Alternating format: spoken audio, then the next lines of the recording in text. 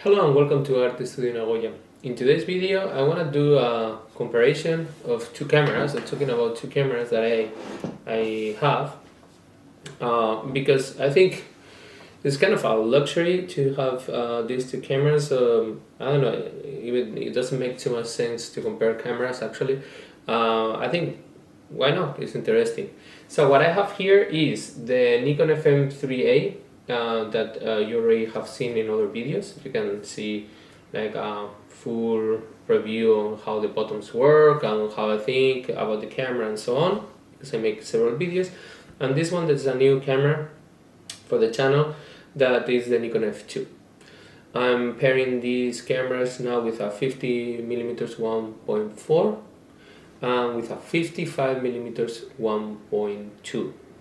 Not confused with the Nikon 58mm 1.2, which is really expensive. Okay. So what about what I think of these cameras? I think, in my opinion, and this is, I don't know, like everyone have their favorite cameras, but these have to be some of the most iconic cameras that Nikon have produced, and they're both in somehow, maybe they are the pinnacle in their lineup. We're talking here about manual Nikons, obviously. Like some people will love the automatic Nikons, but this is the ones that are manual, that you advance the film, you manual focus and so on kind of cameras. And there are two different lineups. So this is the F line that was meant to be the professional line at that time, and this is the FM line. And the FM line actually is a whole family of cameras that not only the FM, but I will include the FE's cameras too, because they share the same chassis and they're very similar cameras. The FE, have an electronic shutter, and the FM have a manual shutter. And I think definitely the FM3a is the pinnacle in that kind of chassis kind of cameras, because it's kind of a hybrid, have all the benefits of the FEs with an priority shutter priority mode, shutter priority. Yeah, so the camera is gonna control the shutter speed for you, and you're gonna introduce the F number that you want to use. And it's a system, I think I mentioned in the other video, that I really like how this metering system and auto exposure works. But at the same time, if you run out of batteries, or even if the light meter really dies because it's broken, you could keep using this camera as a manual camera that doesn't have light meter. So that's one of the things that people love about the FM3a. And also it's the newest, was produced in 2003, so 19 years now in 2022. Now it's gonna be soon 2023, it's gonna become 20 years old, but it's still like really modern film camera, which helps to don't have to maintenance the camera so much, and you know, like the light seals are still fresh and all that kind of good stuff. That's why this probably will consider the pinnacle in this kind of type of cameras. In the F, so the F were the professional, isn't it? Now the thing is, what I think is funny is that I would say they are both professional cameras from nowadays standards. Why? Because I don't think there is many kind of professionals, obviously. But the professionals who were meant to use this camera in the past probably are using a digital Nikon or Canon nowadays, or Sony. There's other kind of professionals that will pick this camera up, more like street photography or more art or something like that. This is not the camera I can see now you will take to a war right now. I don't think any photographer that is gonna go to a war to document the war is gonna pick this camera. But this was the camera to go to war in 1970s. Okay, so I think the target have changed. So this, in the same way, some of the features are not that relevant. the fact that you can put many different kind of bags in this camera, and you can have like a whole motor drive that can blast 200 photos in 1 minute or something like that, is not gonna work nowadays, because the price of film, because for doing that is better digital and so on. But it doesn't mean like professional will not use it. It's just another kind of professional is gonna use these kind of cameras. But it means that the kind of professionals that they're gonna use these kind of cameras nowadays, they will find that they are both equally capable for what they need. Even this one cannot remove the prism, or you cannot remove the back and things like that, because at the end of the day, those features are not that relevant nowadays. That being said, there's things that are good from those features, from modern standards. And one is that the cameras are getting old. And if this camera, the mirror in the finder, in the viewfinder, start to fade, or have some line along, something happen inside, you're fixed with that. You can actually change the screen, the glass screen from inside, but whatever happens in the prism, you're fixed. That's done. Light meter dies, okay? Where in this camera, being modular, if the light meter dies, it's here in the top. You can remove this part and get another light meter that works. Okay, another viewfinder that have a light meter that works. That the mirror goes bad, remove it and change for a new one. It's gonna be expensive, because those viewfinders are not cheap, especially if you buy it separate from the camera. But you have the option, where this one is stuck there. The same with the back. Something happened with your back, you could find another bag, or you can find a camera that is just for parts, and you can get the bag from the other camera and you can replace it. So the fact that it's modular make it easier to be repaired, in my opinion, and that's a good point of this kind of camera. This is heavier. Well, I mean, and I didn't put it easy to this camera. I like make it the heavier possible. With the viewfinder, I have the light meter that is the bulkiest, because you have like one that is like a pyramid that is the basic one, but it's way smaller in profile and it's lighter. And I put a very heavy lens on a body that's already heavier than this one. So, but anyhow, even if I put this lens here and I get the prism that is the lightest, this is gonna be a little bit heavier. Build construction, this is a camera to go to war, literally, like you can notice. Out of the way, this is a camera that I will trust. I will not go to war by any reasons, but if in 1970 or 80 or something like that I have to go to work and I have to pick war, okay, to war, not to work, I will pick this one. No matter, like no doubts. This is like a tank. This is not that rugged, and you can notice in the bottoms here that they have there a little bit more like finicky, but I mean, I just walk around the streets to take pictures, more than enough. It's robust enough. It's not that it's gonna break, so that's the thing that you also have to consider when you see reviews, because they're in a scale. This is more than this. This is more rugged than this, but this is rugged enough. That's the difference, okay? In the other hand, this is lighter than this, but this is light enough.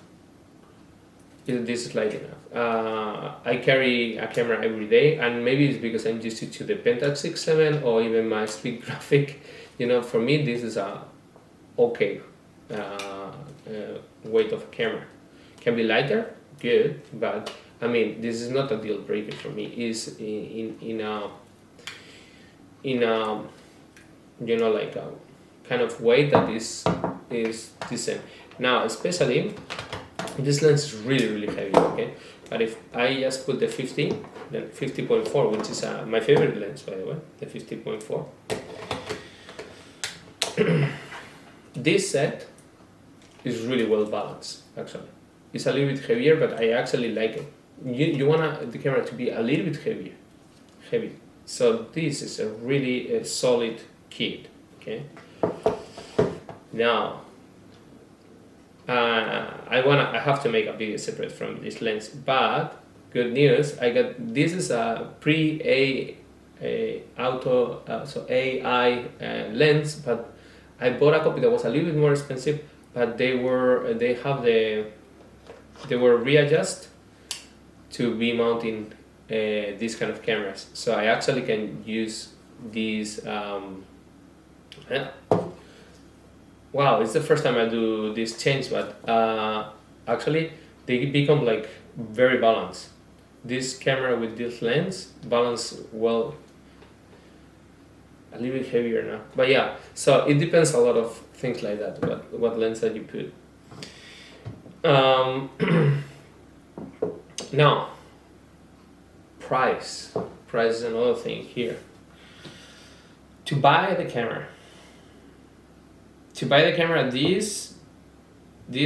camera only, with this kind of viewfinder, you can find it for around $200. Like, now I shouldn't talk about dollars and yen because it's difficult to compare. So like 20,000 yen easily. But actually I got one recently for 5,000 yen. Okay, so you can go that cheap with the F2s because there's plenty of them, especially with these viewfinders. Now the rare one, the one that is a prism, that was the cheapest back in the day. This was the most desirable one. But nowadays the prism that is more collectible because it's smaller and you know that people use external light meters and so on. Maybe it's gonna cost you like 40,000 yen. 50,000 if like good conditions. Being the black painting also is a little more expensive. This one goes for around 90 to 100,000 yen. Okay, and that's something when I got this camera, not this actually, because this if you saw the video, I bought this really cheap, but when I got the black version of this camera, I thought actually was a good investment because I knew I liked this system and this is the best of the system, so I was looking forward to buy the premium price. Now what happened is now that I have these two cameras and they are both good, they both do the job.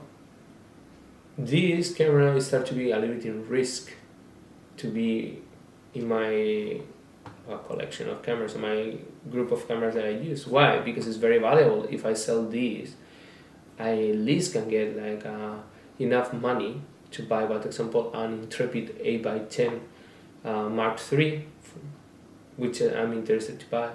So it's something that I'm really considering because I have money here, a lot of money that I can be using, and I can still take pictures almost the same with this camera.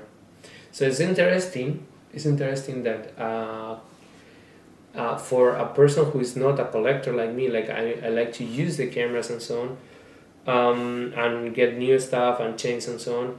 A camera that is very expensive is a camera that actually is in risk of going out of my cameras of use, because I can do the job with something cheaper and I can use that money to get all the things that I want to try or things like that. And I never thought about that. I totally thought this is gonna be with me forever because I love it and it's great. There's not really bad point about this camera. I was thinking now there's one. The other day the battery ran out. But it made me think, like, what if the light meter, because it looks when the battery is gonna run out, it looks like the light meter is failing. It's just that the battery is running out. You replace the battery and gets okay again. It happens the same with the Nikon F2 that I have before. But it makes me think, what if the light meter dies? It's unlikely, but what if the light meter dies? Well, as I say, I will still have a camera that is capable of taking pictures perfectly because it becomes like a manual camera. But I don't want that camera, to be honest. I would not like this camera if the light meter is broken, even if works. Well, first of all, the value goes totally down, but so the money I think I have, I will not have it. But not only that, it's like, yeah, there is, but there is tons of cameras that are manual without light meter. I don't need something that it was so expensive. So it makes me think, where this one, yeah, like as I said, like I don't feel this. First of all, for the price, if it fails, it's the normal camera that doesn't have a light meter. But actually have a light meter and it works, and I could find another light meter that it works. You just replace the light meter. So that's something that I was thinking recently, and it's an interesting point because I never thought about it. Anyhow, these are some random thoughts about these two beautiful cameras. They're both awesome, and you're gonna be happy with any of both of them. But yeah, these are some thoughts after using these cameras. Also, I like black better too, but I mean that's not the point. The point is like you shouldn't trust so much the reviews, and you should try by yourself and see how they compare, not feature by feature, but like the real use of the camera, and you will find and you will discover some things that you didn't imagine that were important for you, that maybe they are not important for other people. Anyhow, I'm gonna wrap the video because 17 minutes I think already. So this is gonna be the end of the video. I hope you like it. Talking about cameras, two Japanese cameras, and you can find photos of I took it with both of these cameras in Instagram. Okay, so please follow me in Instagram if you can, Artestudio Nagoya. Please like the video if you like it. Subscribe if you subscribe. Yeah, leave me a comment if you want about the cameras. I know, like talking about which is better or whatever. Everyone have different. They're fans of different cameras for very good reasons that are different from my opinion. Like I didn't mention the F3. Some people think that's the best camera that Nikon have produced, or some people think that the FM2 or whatever is better. I don't know. This is the ones I try, and the ones I like. I know they are really good and really high in the scale of Nikon manual cameras, but please don't get offended if you think there is another camera that is better, because probably it's better. Like, I don't know. This is my thoughts on my limited experience with these two cameras. Anyhow, thank you so much for watching. See you in the next video. Bye.